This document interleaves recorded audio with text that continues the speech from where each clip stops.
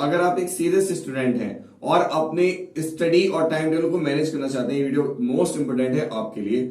My dear students, my dear friends, time management बेहद जरूरी है। हर स्टूडेंट को ये टाइम मैनेजमेंट आना चाहिए, जिससे वो अपनी स्टडी को बेटर कर सके और अपनी पढ़ाई को और अपने लाइफ के मैनेजमेंट को सही तरह से कर सके, आगे भी इंप्रूव कर सके।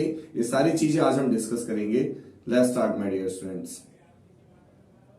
My dear students, time management अगर एक स्टूडेंट को आ जाए तो उसकी लगभग सारी ही प्रॉब्लम खत्म हो जाए। क्योंकि क्या होता है कि जब भी कोई स्टूडेंट अपनी स्टडी में फोकस होता है तो एक दिन, 2 दिन, तीसरे दिन के बाद वो स्टडी में उसकी एनर्जी नहीं रहती। हालांकि ऐसा होना चाहिए कि जो उसका शेड्यूल है पढ़ने का वो हमेशा बनना चाहिए, 3 दिन बाद बनना चाहिए। क्योंकि जब भी आप एक शेड्यूल या टाइम टेबल बनाते हैं तब आपके अंदर काफी एनर्जी रहती है कि मैं उस शेड्यूल को सही तरह से फॉलो करूं। और कोशिश ये होनी चाहिए, कभी भी कोई शेड्यूल, कोई टाइम टेबल 100% कोई स्टूडेंट फॉलो नहीं कर पाता।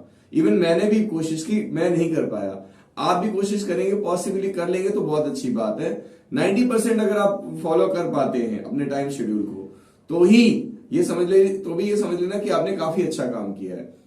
टाइम शेड्यूल बहुत ज्यादा जरूरी है, टाइम मैनेजमेंट बहुत ज्यादा जरूरी है, टाइम टेबल को बनाना बहुत ज्यादा जरूरी है। इसके लिए रिगार्डिंग कुछ टिप्स मैं आपको दे देता हूं जिससे आप अपना टाइम मैनेजमेंट काफी अच्छा कर सकते हैं। पहले कुछ ऐसे टाइम शेड्यूल आपको बनाने चाहिए जिसको आपको टाइम शेड्यूल कैटेगराइज करना चाहिए, वो ज्यादा अच्छा है। जैसे टाइम टेबल ए, टाइम टेबल बी और टाइम टेबल सी। कि हो सकता है कि मैं टाइम टेबल ए फॉलो ना कर पाऊं, टाइम टेबल बी फॉलो ना कर पाऊं, या फिर टाइम टेबल सी। अलग अलग डेज का होता है क्योंकि अलग अलग डेज कुछ रूटीन्स होंगे। मे बी जैसे कुछ स्टूडेंट्स होते हैं उनकी क्लास अल्टरनेट डेज पे होती है, कहीं पर वो क्लासेस ले रहे होते हैं, कहीं कोचिंग में जा रहे होते हैं, तो उनका टाइम मैनेजमेंट अलग है। कुछ को अपना रेगुलर अपना हर घर का काम होता है, उनका टाइम मैनेजमेंट अलग है। अब एक एग्जांपल से लेकर चलते हैं जिससे आपको काफी अच्छा आइडिया होगा कि कैसे बनाते हैं एक अच्छा टाइम टेबल। तो तरीका ये है कि आप बेटर ये है कि सबसे पहले जो मॉर्निंग होती है, मॉर्निंग का रूटीन, आप अगर स्कूल जाते होंगे, अपनी कोचिंग वगैरह कहीं भी जाते होंगे, तो स्कूल, कुछ स्टूडेंट्स मेरे से ऐसे कनेक्ट है जो स्कूल जाते हैं, कुछ स्टूडेंट्स ऐसे कनेक्ट है जो अपनी कोचिंग जाते हैं, प्रिपरेशन कर रहे हैं। तो जो लोग स्कूल जाते हैं उनके लिए सबसे अच्छी बात ये मॉर्निंग में 1 घंटा या आधा घंटा, अगर वो 5:30 पर उठते हैं तो आधा घंटा 1 घंटा आराम से पढ़ लेंगे। आधा घंटा बहुत ही बेटर है उनके लिए। उसके बाद आफ्टरनून में लंच के बाद थोड़ा सा रेस्ट, एक नैप 20 मिनट का या 10 मिनट का ये लेंगे तो ज्यादा अच्छा है। हाँ, 20 मिनट ही सोया जाता है माय डियर स्टूडेंट्स, आधा घंटा 1 घंटा नहीं सोया जाता। इससे एनर्जी नहीं रहती और आलस बढ़ जाता है शरीर में। तो मेरी बात समझिए। तो आपको ज्यादा ज्यादा 10 से 20 मिनट आप रेस्ट लीजिए। उसके बाद फिर से आप अपनी स्टडी का शेड्यूल रखिए 2 घंटे का। उसके बाद फिर आप अपने क्लासेस का शेड्यूल रखिए। अगर आपकी इवनिंग में क्लासेस है, एक स्कूल स्टूडेंट के लिए मैं ये टाइम शेड्यूल बता रहा हूं। अगर इवनिंग में क्लासेस हो तो इवनिंग में क्लासेस कीजिए। उसके बाद थोड़ा सा फ्रेश होने के लिए आप फोन या टीवी, कोई एंटरटेनमेंट का सोर्स, लेकिन हालांकि एक स्टूडेंट, एक अच्छा स्टूडेंट वह जो वीडियोस वगैरह ना देखे। अच्छा, मेरी वीडियोस देख रहे हो, कोई बात नहीं, तो आप ऑडियो में भी देख सकते हो, ठीक है, लेकिन आप तो फायदे के लिए देख रहे हो ना। तो अगर आप वीडियोस भी देख रहे हो तो ऐसे देखो जो आपको बेनिफिट दे, फालतू के शॉर्ट्स, फालतू के वीडियो नहीं। समझ रहे हैं आप? तो वो भी आप, अगर आप एक अच्छे स्टूडेंट हो तो वीडियोस वगैरह तो ना देखे तो अच्छा है, आपको बेनिफिट मिले, आपको पढ़ाई में मन लगेगा, ज्यादा घूमे फिरे भी ना तो आपको पढ़ाई में मन लगेगा।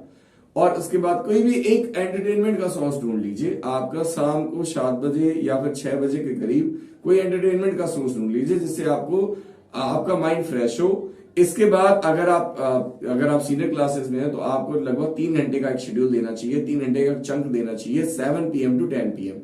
आपको स्टडी में काफी ध्यान देना चाहिए। कॉम्पिटिटर्स एग्जामिनेशंस में जो भी प्रिपरेशन कर रहे हैं, जो भी स्टूडेंट्स मुझसे कनेक्ट हैं, उनको खास ध्यान देना चाहिए कि मॉर्निंग और इवनिंग का शेड्यूल काफी बेटर होता है, बहुत ही इंपॉर्टेंट होता है, बहुत ही बेटर होता है, जिससे आप अपनी स्टडी बेटर कर सकते हैं। इवन इवनिंग में अगर आप 3 से 4 घंटे का शेड्यूल ले सकते हैं, जिसमें से शाम 7 बजे से लेकर 11 बजे तक आपका शेड्यूल जा सकता है। अगर आप इतना नहीं देंगे तो भाई प्रिपरेशन तो मत कीजिए, बहुत जरूरी है। तो मॉर्निंग में अगर 2 घंटे का शेड्यूल दे देंगे, आफ्टरनून में 2 से 3 घंटे का शेड्यूल दे दीजिए अपनी क्लासेस और घर के काम निपटाने के बाद, और इवनिंग में शेड्यूल जरूर दीजिए। अगर इवनिंग में शेड्यूल नहीं बनता है तो नाइट में शेड्यूल दीजिए, बहुत ज्यादा इंपॉर्टेंट है। तो टाइम टेबल अगर आप फिक्स बना के चलेंगे तो क्यों बना के, अगर आप फिक्स अगर टाइम टेबल बना के चलते हैं, इससे आपको काफी बेनिफिट होगा। बेनिफिट ये होगा कि आपका माइंड एक क्लॉक, आपकी बॉडी क्लॉक के रूप में काम करने लगेगी कि इस समय मुझे ये करना है, इस समय मुझे ये करना है। अगर कोई स्टूडेंट्स, आप क्योंकि अलग अलग तरह के स्टूडेंट्स होते हैं, सबकी डेली लाइफ अलग अलग होती है, तो आप बस अपनी स्टडी का टाइम टेबल बनाएं कि मैं इस समय से लेकर इस समय तक स्टडी करूंगा, और उस स्टडी का टाइम टेबल है, ना कि सब्जेक्ट का टाइम टेबल है कि मैं सब्जेक्ट पढ़ूंगा।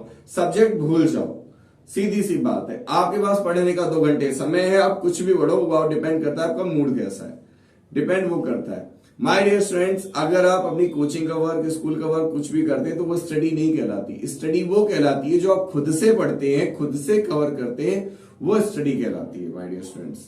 ये सारी चीजें बहुत ही ज्यादा इंपॉर्टेंट है आपके लिए। Time table, schedule of management बहुत ज्यादा जरूरी है। अगर आप अपना टाइम टेबल अच्छा बनाना चाहते हैं, कोशिश ये करें कि टाइम टेबल को पहले आपने कभी बनाया तो हो सकता है कि थोड़ा गड़बड़ हो जाए, तो कोशिश ये करें कि अपने टाइम टेबल को अपने डेली रूटीन के अनुसार इतना स्ट्रिक्ट ना बनाए कि जिससे आपको काफी घाटे हों, या फिर आपको ऐसे लगे डिप्रेशन में हो जाओ कि यार मैं अपना टाइम टेबल फॉलो नहीं कर पाया। टाइम टेबल थोड़ा लीनियंट हो। सबसे पहले आप टाइम टेबल ये देखो कि अपने स्टडी आवर्स बस निकालने होते हैं आपको। आप बस आपका टाइम टेबल बस स्टडी आवर्स के लिए मेंशन हो जाए कि हाँ इतना इतना समय करना है। अगर आपको लगता है कि अदर चीजें भी आप मेंशन करें जिससे आपको बेनिफिट होता है तो वो जरूर करें। एक परफेक्ट टाइम टेबल, मेरा जो टाइम टेबल था वो मैं भी शेयर करता हूं कि मेरा क्या स्टडी का टाइम टेबल था।